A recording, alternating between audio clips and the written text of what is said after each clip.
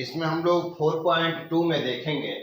15 number question में कह रहा है कि यदि एक 3 गुना 3 कोटि का वर्ग आव्यूह है तो इसको हम लोग सॉल्व करेंगे। तो कोई भी 3 गुना 3 कोटि का वर्ग आव्यूह मान लीजिए, जैसे मान लीजिए कि ए बराबर मान लीजिए ABCDEF GH और I, कुछ भी आप लिखिए, कोई गलत नहीं होगा। यह जो आव्यूह है जो इसका कोटि है 3 गुना 3, ये बोल रहा है कि यदि एक 3 गुना 3 कोटि का वर्ग आव्यूह है। वर्ग आव्यूह बोलेंगे तो जिसमें रो की संख्या और कॉलम की संख्या बराबर होता है उसी को हम लोग क्या बोलते हैं, वर्ग आव्यूह बोलते हैं ना। तो ये वर्ग आव्यूह हो गया। तो कह रहा है कि 3 गुना 3 कोटि का वर्ग आव्यूह है तो मोड में k इंटू ए का मान क्या होगा। यानी ऑप्शन दिया गया है तो इसको सॉल्व कीजिए। तब उसके बाद a के पहले k चाहिए, तो a तो है लेकिन a के पहले यहाँ k चाहिए, यानी कि k से मल्टीपल कीजिए। a के पहले यहाँ पर k है, यानी कि k से मल्टीपल कीजिए। a के पहले k है, तो जब इधर LHS में k से इसको देखते हुए कि k इंटू ए चाहिए, लेकिन यहाँ पर तो सिर्फ a है। तो जब इधर हम k से मल्टीपल किए हैं तो राइट में भी करेंगे तो मान में कोई अंतर नहीं पड़ेगा। ABCDEF और GH और I यहाँ तक हुआ। उसके बाद जब मल्टीपल आप कीजिएगा k इंटू ए, k से जब मल्टीपल कीजिएगा तो यहाँ पर आएगा KA KB और ये KC KD KE KF KG KH और KI, यहाँ तक समझ में आया। उसके बाद हम लोग को कह रहा है कि इसको मोड में रखिए, डिटरमिनेंट मेथड में रखिए। तो इसका भी मोड हम कर दिए और इधर का भी मोड कर दिए।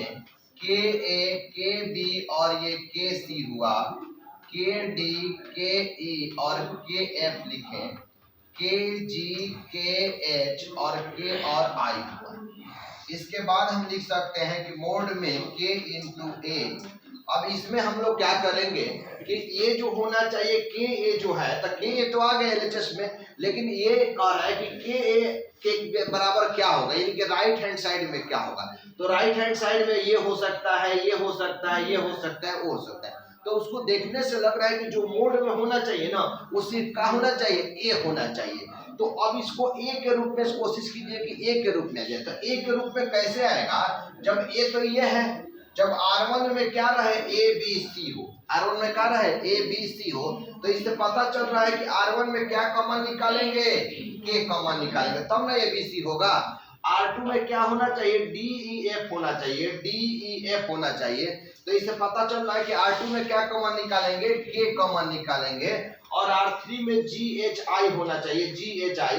तो इसमें हम लोग को K कॉमन निकालेंगे, तो हम लोग का बच गया ABC और DEF GH और I, यहाँ तक बचा। अब यहाँ पर मोड में K इंटू ए होगा और ये K का Q हो जाएगा। ये किसके बराबर है, ABCD किसके बराबर है, A के बराबर है। तो इसके लिए हम लोग A लिख देंगे, यानी कि कौन सा ऑप्शन सही होगा, C नंबर, K का Q इंटू A। इसका ऑप्शन नंबर कौन सा सही होगा, C नंबर। एक बार और आप समझने के लिए प्रयास कीजिए। कह रहा है ना कि यदि एक 3 गुना 3 कोटि का वर्ग आव्यूह है तो आव्यूह को अंग्रेजी वर्णमाला के बड़े अक्षर के द्वारा हम सूचित करते हैं। कोई जरूरी नहीं है कि यहाँ ए ही लिखिएगा, लेकिन इसलिए ए लिखिएगा कि देखिए ये सब ऑप्शन जो दिया है ना ए दिया है, अगर ये ऑप्शन में बी रहता तो इसको बी बराबर रखते हैं। तो यहाँ पर ए बराबर हम इतना रख दिए और ये कह रहा है कि मोड में k इंटू ए किसके बराबर है। तो अब कह रहा है कि ए बराबर इतना है, लेकिन हमको k इंटू ए चाहिए, तो k से इधर भी गुना कर दिए, चूंकि a है तो k से गुना करेंगे ना, चूंकि k इंटू ए चाहिए तो लेफ्ट में भी k से गुना कर दिए और राइट में भी गुना कर दिए। तो बताए थे कि आव्यूह में क्या होता है कि प्रत्येक में गुना हो जाता है, प्रत्येक में गुना हो जाएगा। तो k से सभी अवयव में गुना हो गया। अब कह रहा है कि नहीं, इसको मोड में रखिए। तो LHS को मोड में रखे हैं तो RHS को भी क्या कर देंगे, मोड में रखेंगे। अभी डिटरमिनेंट में हो गया। अब कह रहा है कि K तो आ गया, K के बराबर क्या होगा, K के बराबर क्या होगा। तो K के बराबर अब कह रहा है कि ऑप्शन में कह रहा है कि मोड में जब भी होगा तो क्या होगा, A होगा।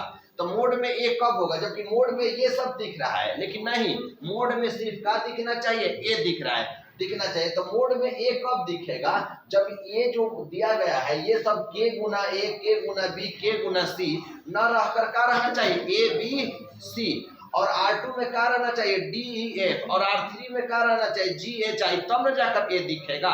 इससे हम लोग का पता चलता है कि मोड में जब रहता है तो पार्ट बाई पार्ट कॉमन लेते हैं।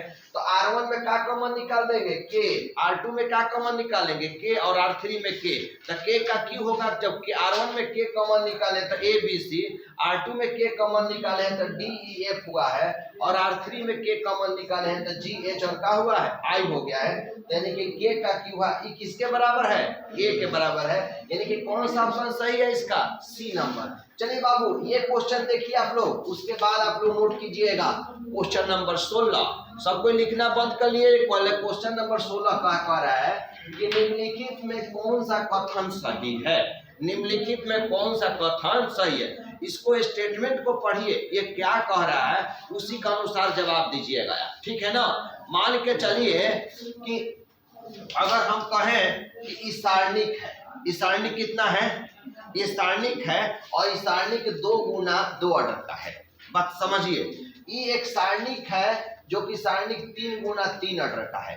तो अच्छा कैसे हम 2 गुना 2 कह दें, इसमें कोई संख्या दिख रहा है, नहीं संख्या दिख रहा है। तो ठीक है, ये जो है वो सारणिक जो है वो वर्ग है, वर्ग अवयव है, क्योंकि जितना ही रो उतना ही कॉलम, जितना ही वर्ग अभी हम लोग सारणिक का यही न परिभाषा देंगे। वर्ग अवयव को क्या कहते हैं, सारणिक कहते हैं। वर्ग अवयव किसको कहते हैं भाई, जिसमें रो की संख्या और कॉलम की संख्या बराबर हो उसे हम लोग क्या कहेंगे, सारणिक कहते हैं, ठीक है, चाहे वर्ग अवयव कहेंगे। तो सारणिक और वर्ग अवयव का दोनों का परिभाषा क्या है, सेम है, यानी वर्ग अवयव को ही क्या कहेंगे, सारणिक कहेंगे। तो वर्ग अवयव उसे कहेंगे जिसमें रो की संख्या और कॉलम की संख्या क्या रहता है, बराबर रहता है। तो ठीक है, ये तो सारणिक है, लेकिन अब कैसे कहेंगे कि 2 गुना 2 ऑर्डर का सारणिक है भाई, नहीं, इसमें कोई अवयव है ही नहीं, दिख रहा है का कोई संख्या दिख रहा है, नहीं, इसको भी नहीं कह सकते हैं। हाँ, इसको कह सकते हैं कि 2 3 5 8 3, हाँ ये 2 गुना 2 कह सकते हैं, 2 गुना 2। ये जो मान के चलिए कि 3 गुना 3 ऑर्डर का है, तो 1 5 6 3 0 8 9 7 6, तो इसको कह सकते हैं कि 3 गो रो है 3 गो कॉलम है। तो इसमें आपको बताना है कि निम्नलिखित में कौन सा कथन सही है। तो कह रहा है कि सारणिक एक वर्ग अवयव है, ये सही है कि गलत है, कैसे सही है, ये गलत है। काहे गलत है, इसमें संख्या का बातें नहीं कह रहा है। और सही हम कह देंगे कि मेरे क्लास में 50 गो लड़का है, सबको आप लोग चले जाइए यहाँ से। हम कहेंगे कि मेरे क्लास में क्या है, 50 गो संख्या है, तो कोई कहेगा, ये परिभाषा नहीं ना सही हुआ। संख्या दिखना चाहिए ना, नहीं समझ में आया। जब तक संख्या नहीं है तो कैसे कह देंगे कि अब ये कह रहे हैं कि सारणिक एक वर्ग अवयव है, तो इसको मान लीजिएगा, नहीं, तो ये गलत है। सारणिक एक वर्ग अवयव है, लेकिन संख्या रहेगा तब ना, संख्या इसके साथ में रहेगा तब ना। तो ये कह रहे हैं कि सारणिक एक अवयव से संबंधित एक संख्या, ये भी नहीं सही है। सारणिक एक वर्ग अवयव से संबंध एक संख्या क्या है, ये बात का हुआ सही हुआ, नहीं समझ में आया। ये जो कह रहा है कि सारणिक जो है एक वर्ग अवयव से किससे संबंध रखता है, एक संख्या। अच्छा, जब तक संख्या नहीं रहेगा तो हम क्या लिखेंगे इसमें। अच्छा, इसको कहा जाए कि इसका कोटि लिखिए, आप लिख दीजिएगा। इसको कहेंगे कि A B C और P है, तब इसका कोटि लिखे, तो लिख दीजिएगा। 2 गुना 2 है ना, इसको कहेंगे कि इसका कोटि लिखे, तो आप लिख दीजिएगा। और जैसे ही हम कहेंगे 1 5 6 2 9 7 0 5 8, तो क्या कह लीजिएगा, नहीं बात समझ में आया। तो जब तक ठीक है वर्ग अवयव है, लेकिन किससे संबंधित है, यहाँ पर जो है संबंधित एक क्या है, ये संख्या से क्या रखता है, संबंध रखता है। नहीं, यहाँ तक स्पष्ट हुआ। तो इसका ऑप्शन कौन सा सही होगा, सी।